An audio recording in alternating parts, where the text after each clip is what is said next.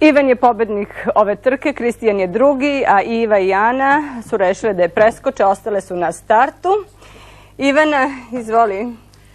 Pobednik će imati prilike da među prvima dobije nešto iz sasvim tog novog programa. U pitanju je ovaj sada kamion sa čitavim setom ovih pomagala za pesak, za kopanje, za pravljanje nekih kula, gradova i ostalo. Drugo mesto je takođe dečak Kristijan, on će dobiti ovog Pertini Pužića, a za ove dve slatke devojčice bliznakinje koje su više bile raspoložene za sedenje, tu su jedna lepa lutka i ovaj sladak slončić Pertini, tako da su i one dobile svoje nagrade iako se nisu trkale. Hvala Ivana. Primarius dr. Milijana Simonović, pedijatar. Pitanje hodalice, da li su praktične, da li je pametno, pošto postoje dvojna mišljenja, eto, kukići i tako.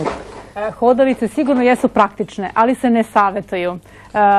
Vi imate blizance i vama bi bilo možda praktičnije, ali deci treba omogućiti da su na širokom prostoru, najčešće na velikom krevetu ili na podu ili u nekoj velikoj ogradici, da one negde nauče da se kreću puzeći, a ne hodajući.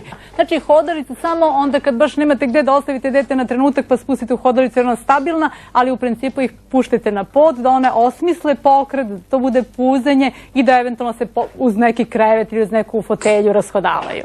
Izvolite vi. Ja sam htjela da vas pitam u vezi vakcine protiv meningitisa. Da li je potrebno dete ima...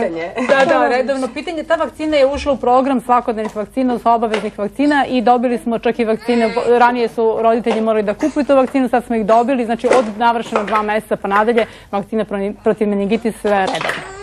I još ste vi ostali, izvolite. Ja sam htjela da vas pitam, otac je alergičan na bakter, penicilin, andol.